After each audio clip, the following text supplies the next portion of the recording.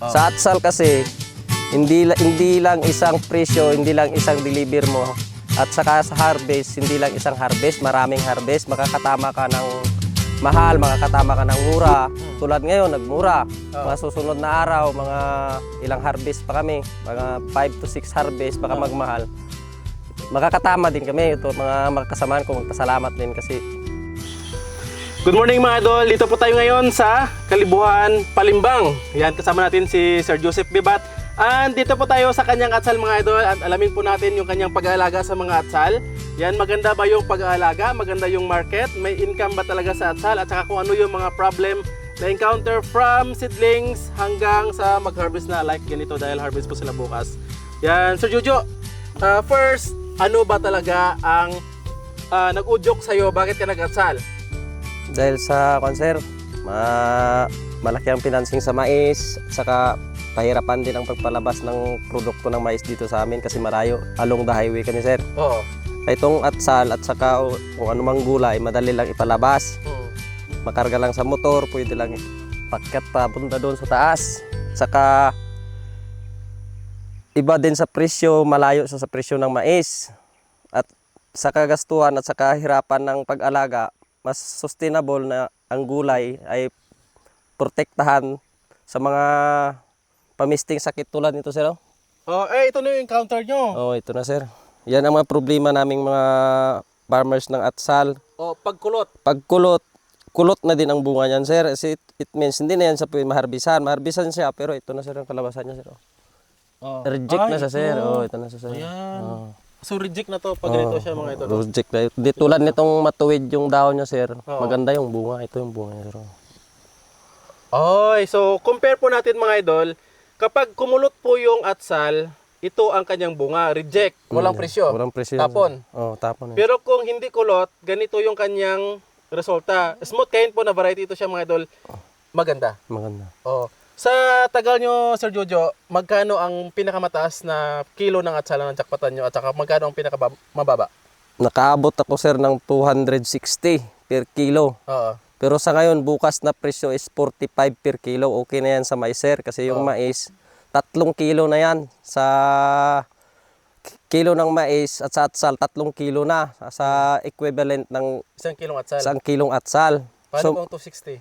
Mag 260, it means 15 kilo. times 10, times 15 na siya. Malayo ang diferensya. Malaki din ang gastos namin sa pagmamais. Pero mas malayo ang gastos namin sa gulay. Pero protektahan lang tulad ng mga sakit na nagdulot ng ganito. Oo. At saka sa mga pesticidyong ginagamit, dapat control din kasi hindi din maganda na over ang gamitin ng mga lason kasi mag-cause ng ganito sir.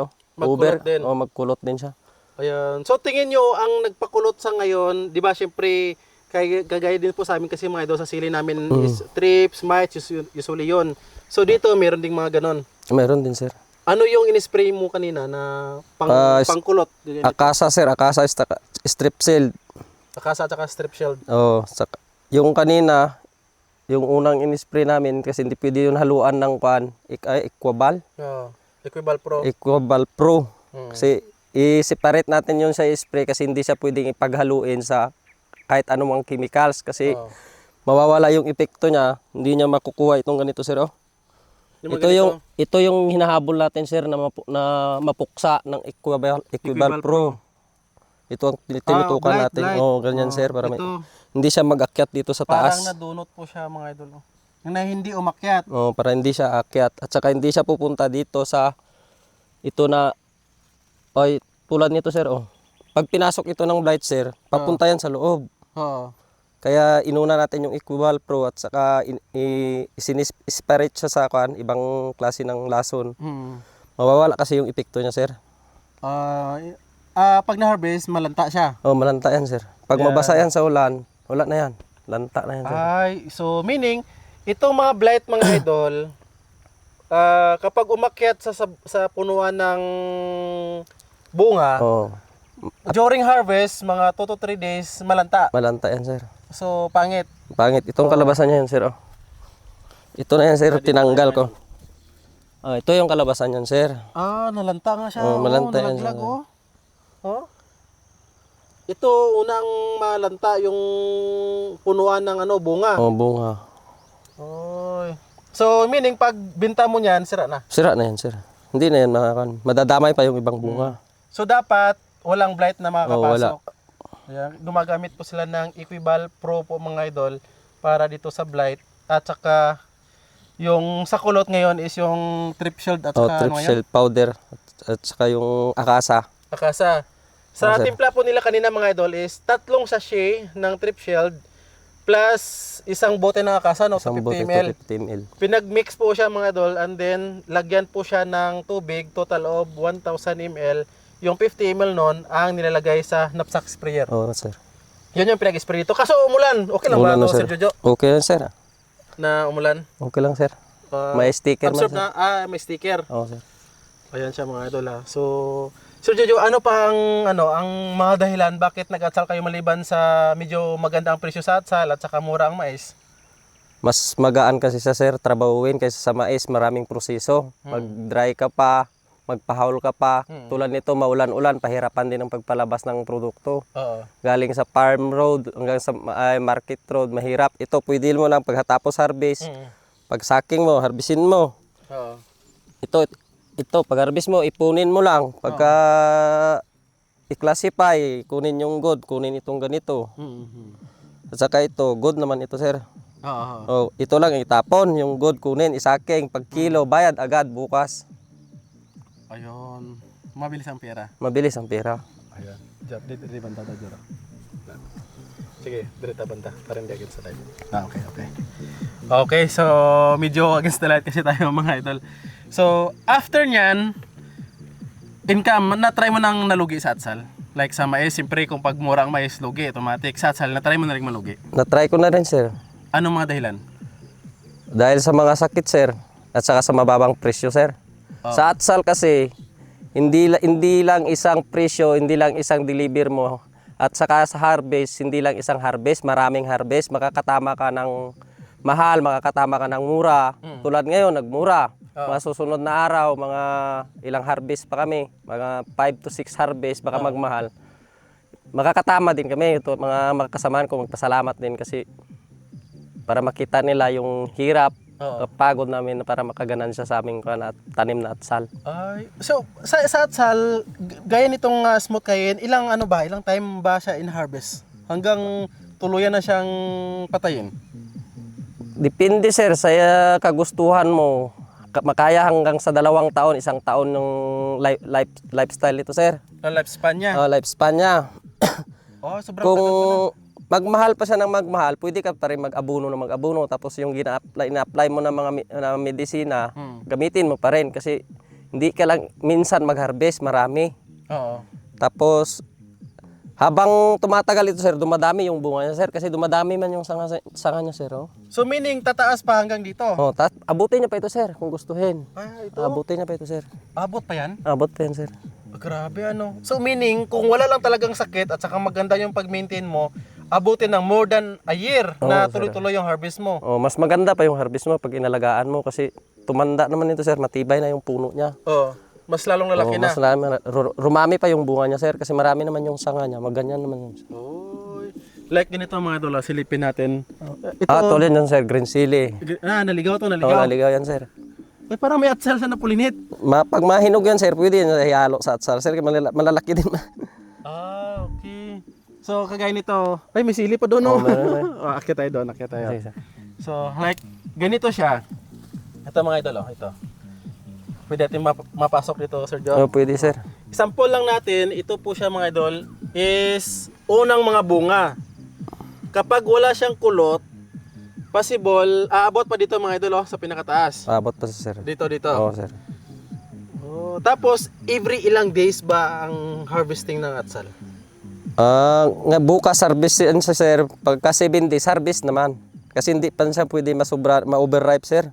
Tulad nito, sir, overripe naman ito sa sir. Ito, overripe na to. Overripe na ito, sir. Ito, pero sa local market pwede pa ito, sir. Binibili pa yan Oo, siya. binibili pa ito. Pero ang harvest dapat ganito. ganyan lang dapat, sir. Tricolor lang po siya mga idol. Ito overripe na ito, sir. Ayan.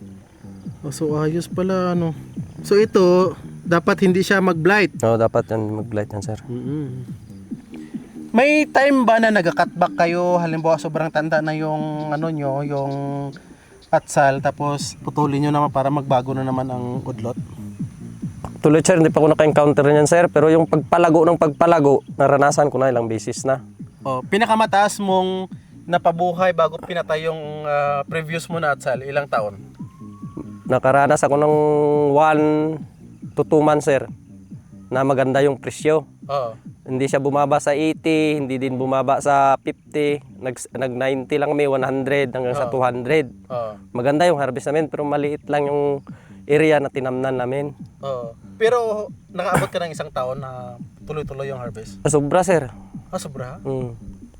So kasi ang pagkakalam namin, like sa Sultan na variety, ano po kasi yan, 8 hanggang 10 siguro na harvest. After that, medyo mahirap na siyang i-survive kasi pag mag-start na siya magkasakit, mamatay. Pero yung kaya niya. Kaya yan, sir. Oy, maganda pala yun siya mga idol, no? Matagal kasi ang buhay nito, sir, pag hindi mo hininto yung ginagawa mong pag-apply ng mga fertilizer at saka yung mga lason na ginagamit.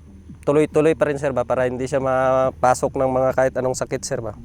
So kailangan lang siya i-alternate po siya mga idol. Alternate. Dahil yung pinuntahan natin kahapon, sabi kasi nila yung mga insecticide is picky na. Feeling ko lang hindi sila nag-alternate kaya nag-resistant na yung mga insekto. Sir. Kaya para wala nang effect, no? Ano sa tingin mo? Tabi-tabi kasi yung mga garden nila, sir. Kaya ginasabihan ko man sila na pag repolyo, sunod, matapos yung harvest nyo ng repolyo, doon naman sa kabilang area. Hindi man sila maniwala. Kaya sabi nila, malalakas daw yung mga lason na ginagamit nila. Pero hindi man natin makuha yung mga tao kasi yun din ang kagustuhan nila. Desisyon nila. Desisyon nila. Tapos sabi nila, picky daw yung gamot picky na yung iba. mga gamot. Kaya Kaya, nag-resistant na yun. No? sir. Ayan. So, at least dito, balik tayo dito sa pagkulot. Na-try mo bang after magkulot, syempre magpapangit yung bunga and then makaka-recover din siya ulit? Hindi na yan, sir. Ang solusyon ng pagkulot, sir, pag grabe na. Pero ito kasi pwede pa ito sa, sir. Yung grabe na talaga. Ang lunas noon, bunot na lang, sir. Bunot na? Bunutin na lang. Para hindi siya, yung mga iba, hindi niya makakonserba. Hindi makahawa. So kagaya nitong ganitong kulot lang, itong mga idol ito, kaya pa to siya walang pagalingin problema yan, ng sir. trip na na-spray mo? Sir. Maganda man yung bunga niya, sir. Okay. Pero kung hindi mo siya isprayan, like gaya nung ginamit mo na trip shield at saka kasa, lalala na to? Lalala, sir. Kasi may white flies nito, sir. White sa mga ilalim. Yan, sir. Ito. Trips. Trips. Tingnan nyo mga idol. Dito, Jar. Tingnan mo. May ito. trips na sa yan, sir. Sir. Makita kaya to sa camera. Sobrang liit. Ito, nagalipad na gani yung iba, sir. Yung ibang white flies, lumilipad na. Ayan, yun yung gumagapang. Yung gumagapang. Ito ba yung trips? Yung gumagapang na maliit? Puti na maliliit, sir. Ito. Parang kuto na maliit. Yan. Ito. Sa dulo ng kuko ko. Yan? Trips sir. yan? Mga trips yan, sir. May puti, may itim. Ito, makita ba yan? Oy, lumipad! Lumilipad pala yan? Lumipad yan, sir. Ay, kala kong gumagapang lang kagaya ng langgam. Ito, grabe no, parang balahibo lang yung itlog pala nila, ano? Maliliit yan, sir. Kaya ito pa, dapat mga idol, mapuksa. tingnan nyo, ito. Makita ba yan sa camera, boss? Ayan, oh. Yun, yung trips, ayan, ito. Masom natin. No, hindi makita, no? Kita, sobrang liit, no? Ito. Maliit pa sa kuto yung Maliliit sila pero parang dulo ng buhok. sa sobrang dami, piste din sila, sir. So, bakit ang trips nagsasanhi siya ng pagkulot sa atsal? Meron pa dyan? Ano yun, sir? Ano? Bakit niya kinukulot yung yung udlot ng mga dahon ng atsal? Yung ihi niya yan siguro, sir. Mainit siguro para sa tanim na atsal, sir. Pero pag na-sprayan, mabilis silang mamatay, pero mabilis din pa silang dadami. Pag hininto mo yung pagpuksa sa kanila, sir, kung ilan yung namatay, mas marami yung mabubuhay. Kasi yung itlog nila, yung itlog ng isa, pag 10 yung itlog, mas marami yung mapipisa. Ay, grabe nyo. Tapos yung isa lang namatay. Yung isa lang ang namatay. Ito, trips nga to. Ito, sir, marami. No? Basta magkulot yan, sir. May trips talaga yan, sir, kasi dyan manirahan yan. yung mga trips. Mga trips. Kaya sa trip shield, puksa yan. Puksa yan, sir. Basta Pero sige, kailangan sige mo lang i-follow up kasi yung mga itlog nila, may mga chance kasi mga idol na halimbawa nag-spray ka like trip shield, akasa, may time kasi na halimbawa namatay mo yon. Pagka 3 days, magtaka ka na may trips Meron ulit. naman, sir. Kasi yung mga itlog nila napisa. Napisa naman, sir. 3 days, sir. Magpisa na yan sa sir. Yung mga itlog nila. Kaya yun pa rin yung mga trips doon. mag-trips pa rin siya. Kaya dapat follow up pa naman sang another spray para hindi siya dumami. Interval, sir. Interval ka ng ibang gamot para hindi ma-immune din yung mga trips, sir. So dapat alternate ka ng ibang gamot. 3 days para mapuksa mo talagang yung itlog at saka yung napisang itlog. Para hindi dumami. Para hindi dadami, sir. Kasi kung ngayon napuksa mo lahat tapos may itlog after 3 days hindi ka nakapag-follow up, yung mga napisa mangingitlog ulit. Mangingitlog na, sir. Ito, sir, maganda yung isa. Ito yung pangit. May trips ito, sir. Ito yung kaibahan niya, sir. Ito yung kulot. May trips ito. Pag pumunta yan doon, ayun na, lumipad na yung ibang mga white flies. White flies. Tumakas na. Ito yung maraming trips, sir. Ito. Maganda talaga pag may magnifying glass, makita nyo po ito siya mga idol. Parang dulo talaga siya ng buhok na kulay puti, may itim na lumilipad. No? So dito yung parang namumugat sila kay kumukulot. Dito, kung mapabayaan din natin mapuksa like hindi naka-spray ng trip shield, akasa, dito sila lilipat. Ubos ito, sir. Lahat. Kasama, damay-damay na to. Damay na to, sir. Sir. So that's time, hindi ka na makakaabot ng 1 year na harvest. Hindi na, sir. Katagalan mo lang mga 6 to 7 months, maubos ito, sir. Mas mabilis ang paglago ng mga peste kaysa paglago ng puno ng atsal, sir. Ng dahon. Ng dahon. Ano? Nahirap pala ang trips. Pero kung kabisado mo na yung ina-apply mo, hindi naman mahirap siya. Hindi na mahirap, sir, kasi yun din, spray man lang ang kailangan, sir. Asa kung anong laso ng gamitin. Kung anong dapat para sa kanila. Ito, blight na to. Ito yan, sir. Ito yung blight o leaf blight? Leaf blight yan, sir, kay sa dahon mo ka. Pero okay lang kung pa konti-konti. Okay lang yan, sir. Kaya nag-spray po sila na Equibal Pro din mga idol. Kasi kung makyat ito, pumunta ito sa dito ulit, ito na yung malalanta. Yan, malanta, sir.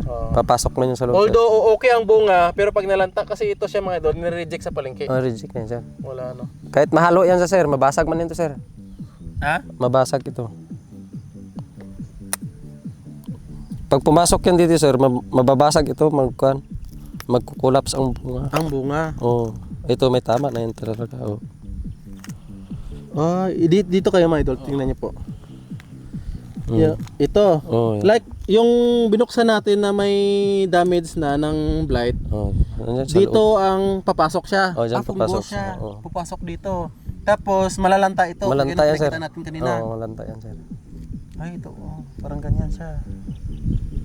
Tingnan mo ito. Ito mga idol, tingnan niyo, parang lanta siya. Ito, tingnan mo yung walang lanta, sir. Puti yan sa sir.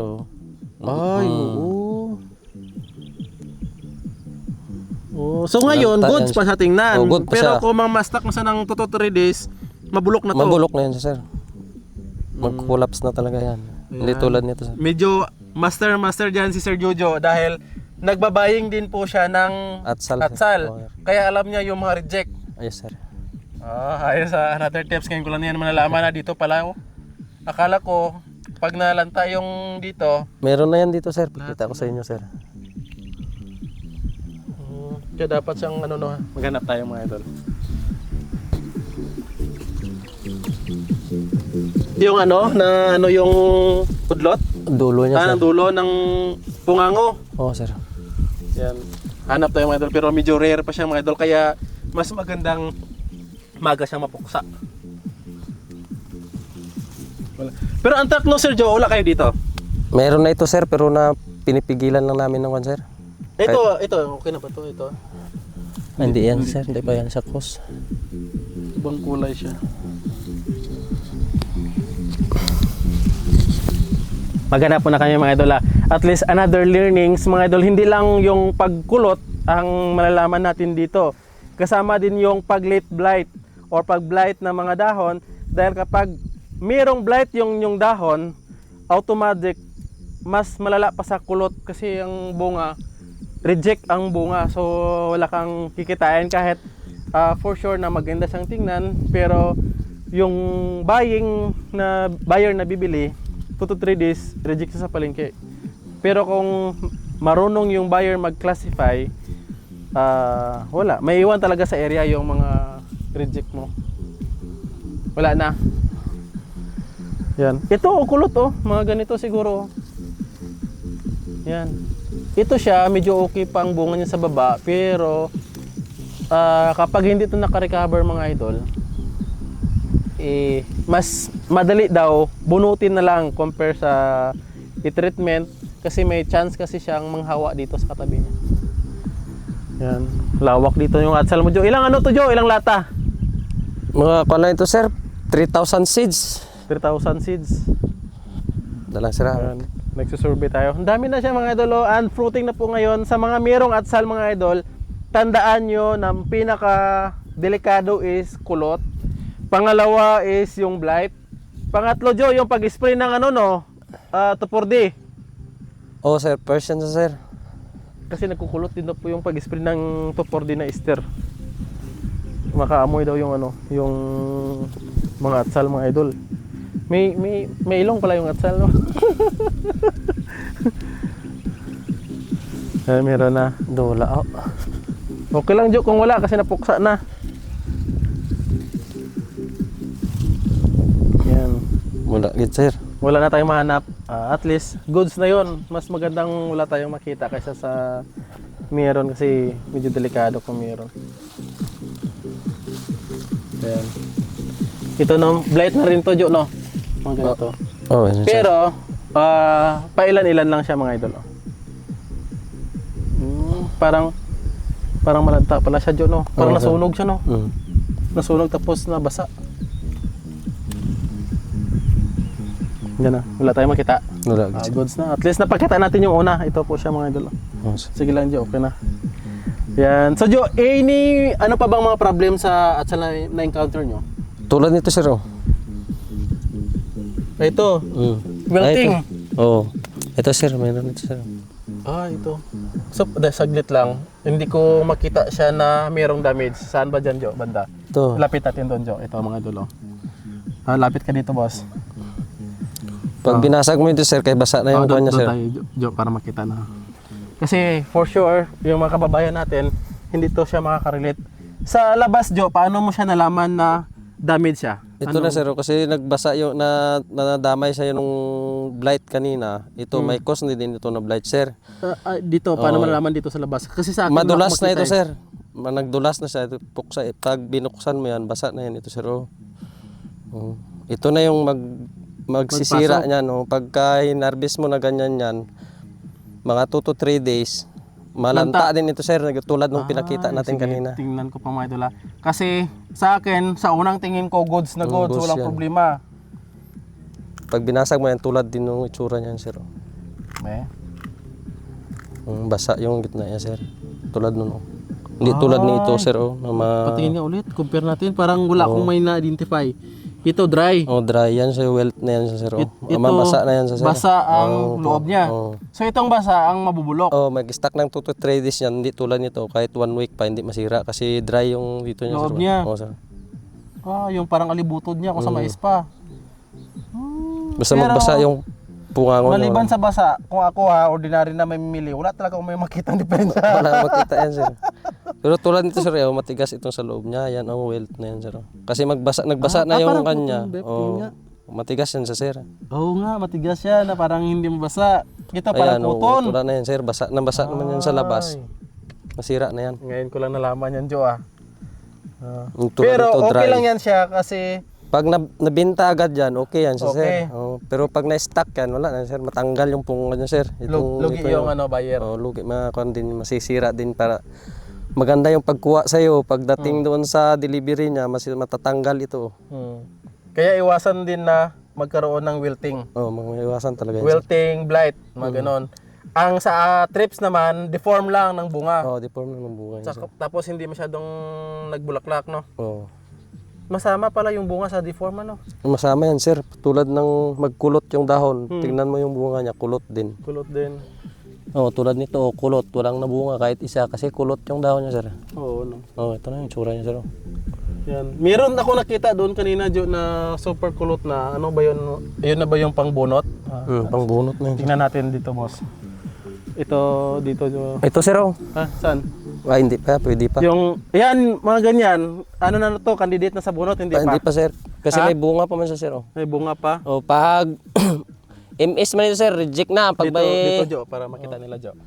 Ito mga idol, oh. Makita ba siya?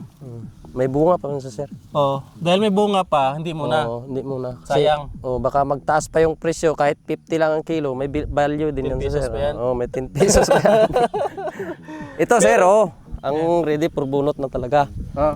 Ah, Tingnan ito nyo na. mga idol pag sobrang trips, yan, ito hopeless case na to. Bunot na talaga to. Wala na yan, sir. Na yan doon. Oh.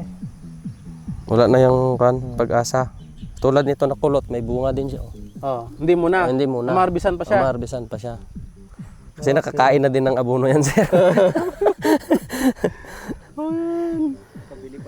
Nakabili pa ng ulam.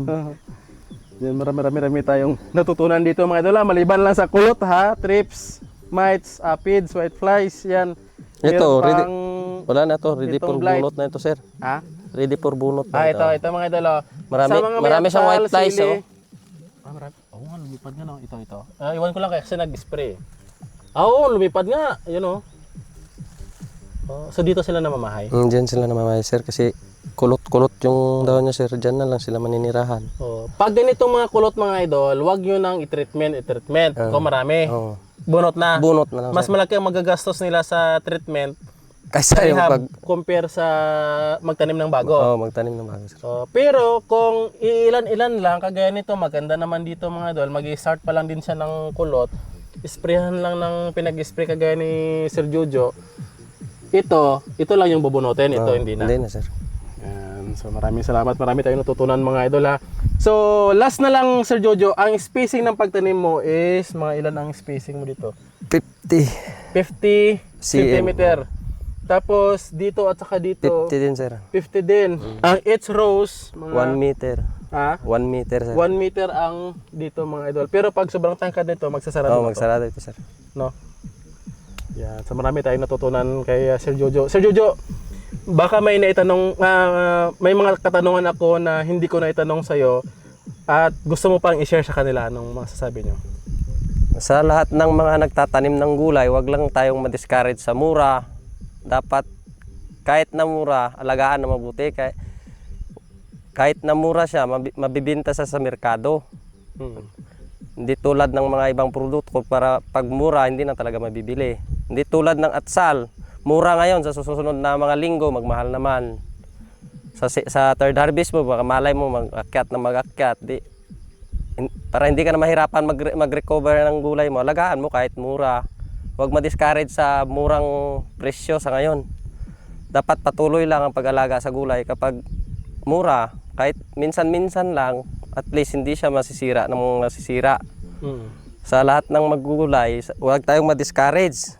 Kasi pag na-discourage tayo, wala tayong maaani. Tulad nito, mura itong harvest namin bukas, pero patuloy pa rin namin pini-spray na alagaan para patuloy ang pagbigay niya sa atin ng mga bunga para mas lalong lumago at hindi siya masisira sa anumang sakit na tulad ng mga leaf blights at saka kulot.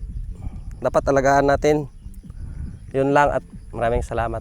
Yan, tama talaga yun mga idol kasi mayroon pa kaming kilala na nagsili, kagaya din po sa amin na nung nagmura ang sili, 30 pesos, nagiging 15 pesos, pinabayaan dahil mura, sayang yung mga insecticides. Siyempre, kung ang thought kasi namin that time, logi na nga, wag mo nang dagdagan.